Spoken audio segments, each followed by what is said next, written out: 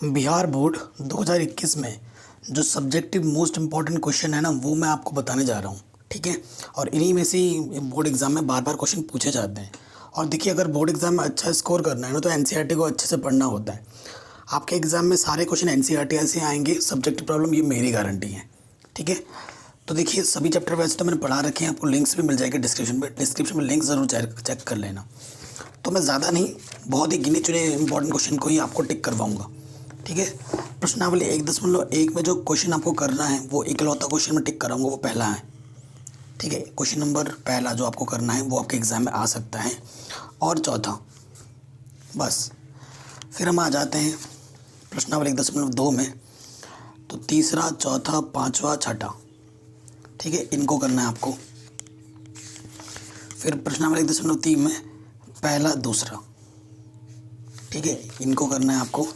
और प्रश्नावली 1.4 में आपको पहला क्वेश्चन पूरा, कोई से भी आ सकता है इसमें। ठीक। चैप्टर नंबर 2 में आ जाओ। देखो, मैं यहाँ पर सिर्फ सब्जेक्टिव क्वेश्चन की बात कर रहा हूँ। ठीक है। तो आप ध्यान रखिएगा, ये एमसीक्यू में आएगा, आपका सब्जेक्टिव क्वेश्चन की बात हो रही है।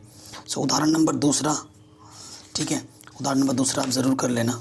प्रश्नावली 2.2 में आ जाओ। पहला क्वेश्चन कोई सा भी पार्ट आ सकता है, दूसरा क्वेश्चन का सारे जैसे ये कर लो, ये कर लो, और आपका आराम से बन जाएगा। ठीक है। फिर प्रश्नावली 2.3 में आ जाओ। उससे पहले जो उदाहरण है, उदाहरण नंबर 9 और उदाहरण नंबर 8 बहुत इंपॉर्टेंट है, इनको ज़रूर कर लेना। ठीक है। और प्रश्न संख्या तीसरा और चौथा है, वो इम्पॉर्टेंट है। ठीक है, इनको ज़रूर करना। फिर आपका एक क्वेश्चन ज़रूर आएगा आपके एग्ज़ाम में, ग्राफ खींचने के लिए। ग्राफ से संबंधित प्रश्न एक आपको ज़रूर मिलेगा, उसको ज़रूर कर जाना। ठीक है। ये टेबल आपको अच्छे से आनी चाहिए, इस टेबल से संबंधित एक प्रश्न ज़रूर आता है। ठीक है। जैसे 3.2 का पहला क्वेश्चन इम्पॉर्टेंट है। ये क्वेश्चन आपके ग्राफ पेपर की मदद से आ सकता है। कौन सा संगत होता है, कौन सा संगत होता है, तो ये क्वेश्चन आ सकता है। फिर पाँचवें क्वेश्चन, ये सारे इम्पॉर्टेंट क्वेश्चन है, पाँचवा। ठीक है। और ये सातवां, ये हो गया। प्रश्नावली 3.3 में आ जाओ। पहले का दूसरा क्वेश्चन इम्पॉर्टेंट है, ये वाला इम्पॉर्टेंट है। तीसरे के जितने भी पार्ट है वो सारे इम्पॉर्टेंट है। इनमें से कोई सा भी एक क्वेश्चन ज़रूर मिलेगा। इन 6 क्वेश्चनों में से एक क्वेश्चन आपके बोर्ड एग्जाम में पक्का आएगा, इसकी फुल गारंटी मेरी है। 3.4 में आ जाओ। सो ये क्वेश्चन दूसरे के जो जितने भी पार्ट हैं, इनमें से भी एक क्वेश्चन ज़रूर आएगा। ठीक है। ये सारे क्वेश्चन जो 5 पार्ट है, इनमें से भी एक क्वेश्चन ज़रूर पूछा जाएगा, इनको भी ज़रूर कर लेना। आगे बढ़ते हैं। एक आपको प्रश्न जो उदाहरण नंबर 15 है, आपको एग्जाम में आप पूछ सकता है, उदाहरण नंबर 16 पूछ सकता है, इम्पॉर्टेंट है। 3.5 का ये जो क्वेश्चन नंबर दूसरा है, दूसरे के 2 पार्ट हैं, दोनों इम्पॉर्टेंट है, जिसमें आपको के का मान निकालना है। और ये जो प्रश्न संख्या 3 है, ये काफ़ी इंपॉर्टेंट है। ये आपसे पूछ देगा, ऐसे 2 समीकरण देंगे और बोलेगा कि इसको प्रतिस्थापन विधि से हल करो, विलोपन विधि से हल करो, ठीक है, वज्रगुणन विधि से हल करो, तो करना पड़ेगा। काफ़ी इंपॉर्टेंट है, मोस्ट इम्पॉर्टेंट। ठीक। उसके बाद ये क्वेश्चन नंबर चौथा और पाँचवा, 5 नंबर वाले जो क्वेश्चन नहीं आते हैं, उसमें ये इंपॉर्टेंट है, 5 नंबर में ही आ सकता है।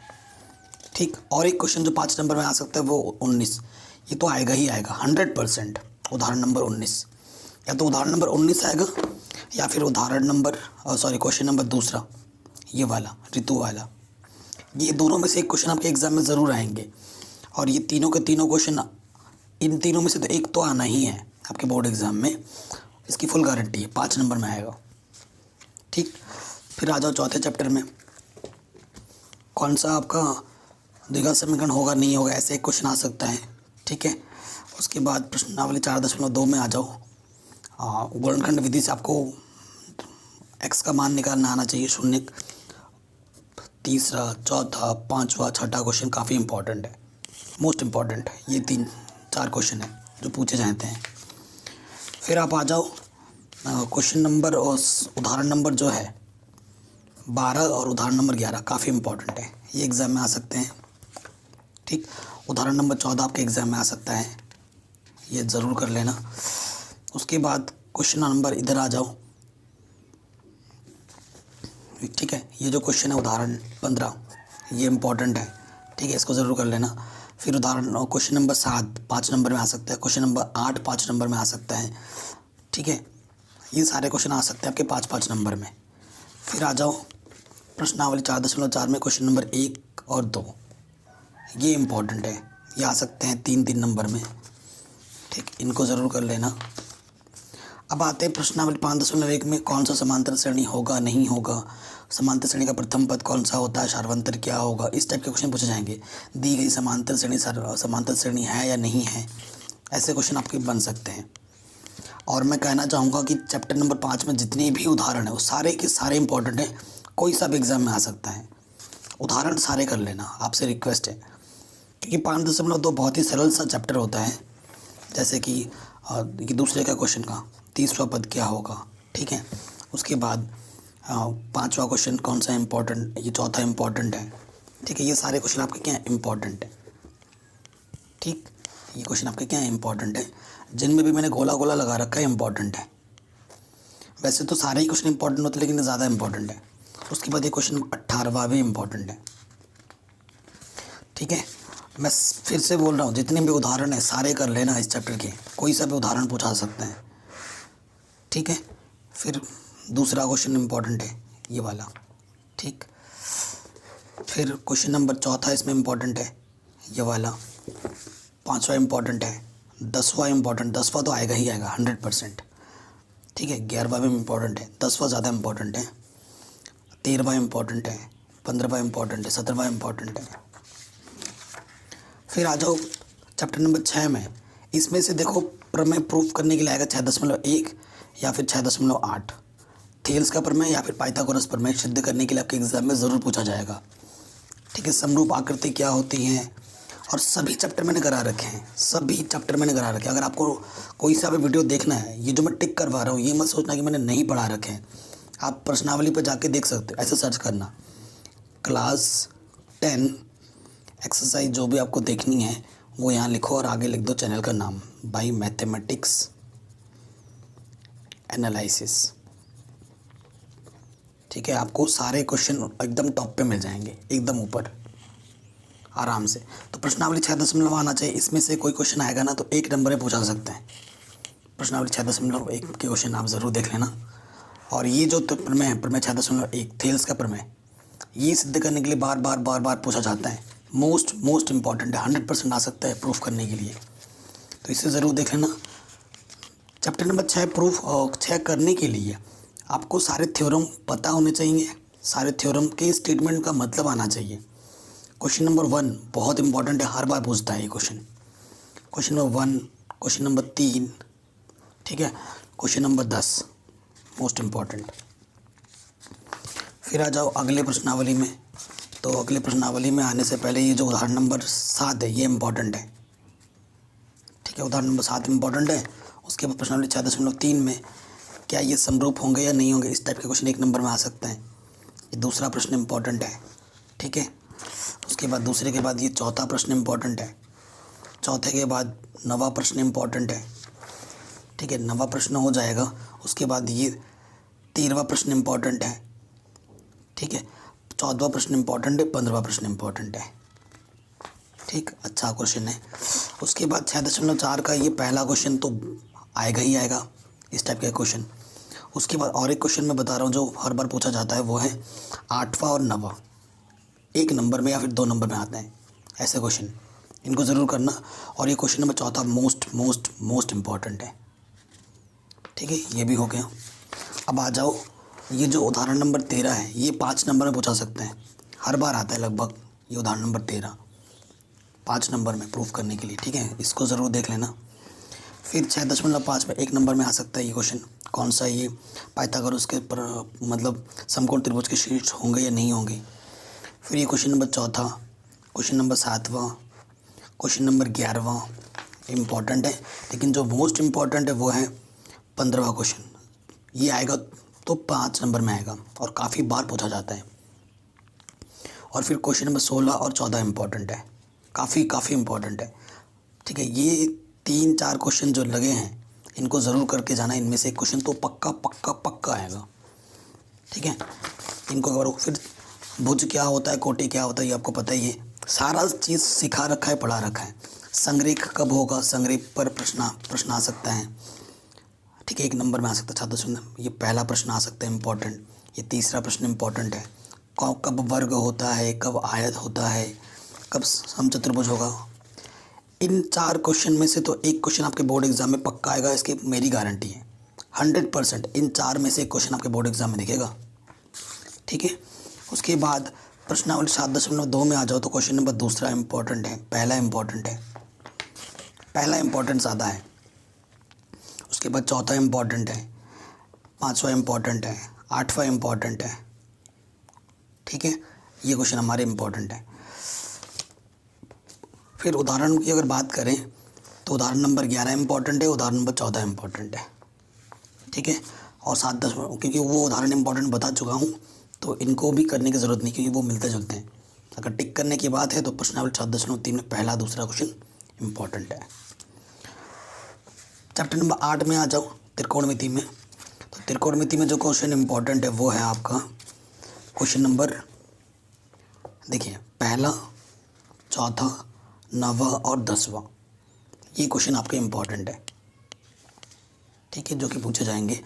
अगर 8.2 की बात की जाए तो उदाहरण नंबर 8वां इम्पोर्टेंट है। और प्रश्नावली 8.2 में से एक क्वेश्चन, यहाँ से ये जो 5 क्वेश्चन है इनमें से एक क्वेश्चन पक्का आएगा। और ये क्वेश्चन आप तभी कर पाएंगे जब आपके त्रिकोणमिति के मान आपको भली बात ही याद होंगे। उसके बाद ये क्वेश्चन नंबर तीसरा मोस्ट इम्पॉर्टेंट है। और ये जो ऑप्शन में 4 क्वेश्चन है ना, ये बहुत इंपॉर्टेंट है। इनमें से एक क्वेश्चन हर बार पूछा जाता है बोर्ड एग्जाम में, ठीक, इनको ज़रूर कर लो। फिर इन सूत्रों पर आधारित ये जो क्वेश्चन है, क्योंकि सारे एक जैसे मिलते जुलते हैं, पहला, तीसरा, है ना। उसके बाद ये चौथा, पांचवा, छठा क्वेश्चन काफ़ी इंपॉर्टेंट है। छठा क्वेश्चन भी बहुत बार पूछा जाता है, ठीक, ये हो गया। प्रश्नावली 8.4 में आ जाओ, ठीक है। 8.4 का जो क्वेश्चन है तीसरा इम्पॉर्टेंट है, चौथा इम्पॉर्टेंट है, चौथे के 4 पार्ट हैं वो सारे इम्पॉर्टेंट हैं। उसके बाद दूसरा मोस्ट इम्पॉर्टेंट, ठीक है, दूसरा मोस्ट इम्पॉर्टेंट, तीसरा मोस्ट इम्पॉर्टेंट, उसके बाद पांचवा मोस्ट इम्पॉर्टेंट, छठा मोस्ट इम्पॉर्टेंट। ये क्वेश्चन बार बार पूछे जाते हैं, ठीक। चैप्टर नंबर 9 में आ जाओ। सो इसमें उदाहरण नंबर आपका, इस पर एक उदाहरण है 7वां, ये इम्पॉर्टेंट है। प्रश्नावली 9.1 में क्वेश्चन नंबर दूसरा इम्पॉर्टेंट है, छठा इम्पॉर्टेंट है। ये छठा क्वेश्चन जो है ये मोस्ट इम्पॉर्टेंट है। 8वां इम्पॉर्टेंट है, ठीक, 8वां इम्पॉर्टेंट है। उसके बाद 12वां इम्पॉर्टेंट है, 14वां इम्पॉर्टेंट है। उसके बाद 15वां मोस्ट इम्पॉर्टेंट है और 16वां इम्पॉर्टेंट है। इन क्वेश्चनों को ज़रूर करके जाओ आप, यहाँ से क्वेश्चन बार बार पूछे जाते हैं। प्रमेय 10.1 और 10.2, 2 प्रमेय से पूरा चैप्टर हो जाता है और दोनों प्रमेय आपको आने चाहिए। प्रूफ करने के लिए भी आ जाते हैं प्रमेय 10.2 को, तो वो आपको आना चाहिए। प्रश्नावली 10.1 पूरी करके जाना, क्योंकि इसमें से 1 नंबर का एक क्वेश्चन पूछा जाएगा ज़रूर, ठीक है। प्रश्नावली 10.1 पूरा करके जाना। फिर ये जो उदाहरण नंबर 2 है काफ़ी इंपॉर्टेंट है, 5 नंबर में आ सकता है, मोस्ट इम्पॉर्टेंट 5 नंबर या फिर उस 3-4 नंबर में, ठीक है, ये क्वेश्चन आ सकता है। प्रश्नावली 10.2 में अगर बात की जाए तो क्वेश्चन नंबर दूसरा इम्पॉर्टेंट है, चौथा, पांचवा इम्पॉर्टेंट है, ठीक है। उसके बाद 7वां, 8वां, 9वां मोस्ट इम्पॉर्टेंट है। ये चित्र वाले प्रॉब्लम, ये काफ़ी बार पूछा जाता है, ये 2 क्वेश्चन बहुत ज़्यादा आते हैं, ये 2 क्वेश्चन, ठीक है। और उसके बाद 11वां क्वेश्चन और 12वां क्वेश्चन और ये 13वां क्वेश्चन, इन तीनों से भी क्वेश्चन आएगा तो 5-5 नंबर में आ सकता है और पूछे गए हैं। 12वां क्वेश्चन ज़्यादा पूछा गया है 5 नंबर में। रचनाएं में आ जाओ, 11.1 में 11.1 का पहला क्वेश्चन मोस्ट इम्पॉर्टेंट है और तीसरा क्वेश्चन मोस्ट इम्पॉर्टेंट है। तीसरा, अगर तीसरा ना लगाओ तो पांचवा भी, पहला, तीसरा, पांचवा मोस्ट इम्पॉर्टेंट। फिर आ जाओ 11.2 में पहला क्वेश्चन, तीसरा क्वेश्चन, छठा क्वेश्चन मोस्ट इम्पॉर्टेंट। और ये सब करा रखा है, सब करा रखा है। अगर आपको वीडियो देखनी है किस तरीके से सर्च करना वो मैं पहले ही बता चुका हूँ, आपको सारे वीडियोस मिल जाएंगे, ठीक है। 12.1 की बात की जाए तो पहला क्वेश्चन इम्पॉर्टेंट है, दूसरा इम्पॉर्टेंट है, ठीक है। पांचवा क्वेश्चन काफ़ी बार पूछा जाता है MCQ में, तो ये देख लेना, ठीक। आगे बढ़ते हैं। ये जो उदाहरण है आपका तीसरा मोस्ट इम्पॉर्टेंट, ठीक है, इसको देख लेना। 12.2 में आ जाओ, पहला क्वेश्चन, ठीक है, मोस्ट इम्पॉर्टेंट। चौथा क्वेश्चन मोस्ट इम्पॉर्टेंट, ठीक है। 8वां क्वेश्चन मोस्ट इम्पॉर्टेंट, 9वां क्वेश्चन मोस्ट इम्पॉर्टेंट, 10वां क्वेश्चन मोस्ट इम्पॉर्टेंट, और ये डिज़ाइन वाला मेज पोस्ट 13वां क्वेश्चन मोस्ट इम्पॉर्टेंट, ठीक है। आगे बढ़ते हैं, उदाहरण नंबर चौथा भी मोस्ट इम्पॉर्टेंट है। उसके बाद ये उदाहरण नंबर छठा आ सकता है, आएगा तो 5 नंबर में बोर्ड एग्जाम में आएगा, काफ़ी इंपॉर्टेंट प्रॉब्लम है, ठीक है। 12.3 का पहला क्वेश्चन मोस्ट इम्पॉर्टेंट है, ठीक है। ये जितने भी चित्र वाले प्रश्न होते हैं ना सारे इंपॉर्टेंट है, ठीक। तो ये क्वेश्चन भी इम्पॉर्टेंट है। उसके बाद ये चौथा क्वेश्चन ज़्यादा इम्पॉर्टेंट है, ये वाला। फिर ये डिज़ाइन वाला प्रॉब्लम ये जो क्वेश्चन है वो काफ़ी इंपॉर्टेंट है। 8वां क्वेश्चन भी कई बार बोर्ड एग्जाम में पूछा गया है, इम्पॉर्टेंट है। फिर ये 10वां क्वेश्चन मोस्ट इम्पॉर्टेंट है, ठीक है। उसके बाद ये जो क्वेश्चन है आपका ये 13वां मोस्ट इम्पॉर्टेंट है, ठीक है। 14वां ये वाला क्वेश्चन 15वां मोस्ट इम्पॉर्टेंट है, 16वां भी मोस्ट इम्पॉर्टेंट है, 15वां ज़्यादा इम्पॉर्टेंट है, ठीक। इस चैप्टर में तो सूत्र लगाओ, क्वेश्चन को पढ़ो, समझो और सूत्र लगाओ, हल करो, आंसर आ जाता है। बहुत ही इजी चैप्टर माना जाता है इसको। 13.1 का पहला क्वेश्चन मोस्ट इम्पॉर्टेंट है, दूसरा क्वेश्चन मोस्ट इम्पॉर्टेंट है, छठा क्वेश्चन इम्पॉर्टेंट है और 9वां क्वेश्चन, ठीक। आगे बढ़ते हैं, 13.2 का तीसरा क्वेश्चन, चौथा क्वेश्चन, छठा क्वेश्चन और 7वां क्वेश्चन इम्पॉर्टेंट है। 5-5 नंबर में आ सकते हैं यहाँ से, ठीक है। उसके बाद यहाँ से एक क्वेश्चन तो पक्का आएगा, 100% फुल गारंटी 5 नंबर में। पहला, तीसरा, चौथा, छठा और 8वां, इनमें से एक क्वेश्चन, 1 या 2 क्वेश्चन पूछे जाएंगे यहाँ से आपके बोर्ड एग्जाम में। फिर आ जाओ शंकु मतलब छिन्नक, पहला क्वेश्चन, दूसरा क्वेश्चन मोस्ट इम्पॉर्टेंट, ठीक है। और ये जो 5वां क्वेश्चन है वो 5 नंबर में आ सकता है अगर आता है तो, यहाँ से 5 मार्क्स वाले प्रॉब्लम में, ठीक है। फिर आपका जो चैप्टर नंबर 14 है, माध्य, माध्यिका, बहुलक, ये सब निकालना सिखा रखा है इजी वे में। बहुलक निकालने के लिए हर बार आता है, माध्य, बहुलक और माध्यिका में एक संबंध होता है, उसमें भी एक प्रश्न आता है छोटे नंबर में, 1 नंबर में, तो वो आना चाहिए आपको। कल्पित माध्य विधि, पग विचलन विधि, ठीक है, प्रत्यक्ष विधि, ये सब विधि आपको पता होनी चाहिए और ये सब मैंने करा रखा है, आप चैनल पर जाके देख सकते हैं। जिस विधि से पूछेगा आपको उसी विधि से ही हल करना है, किसी दूसरी विधि से हल करोगे तो नंबर नहीं मिलेंगे, पहले बात बताना चाहता हूँ, ठीक है। सो प्रश्न 14.1 का क्वेश्चन नंबर तीसरा इम्पॉर्टेंट है, 5वां इम्पॉर्टेंट है, ठीक। फिर आपको बहुलक निकालने के लिए एक ही क्वेश्चन कर लोगे बहुत है, उदाहरण नंबर 5, ठीक है। बहुलक का सूत्र बताओ, मान कैसे निकालते हैं, आप आराम से कर लोगे, ठीक, ये चीज़ आराम से हो जाएगी।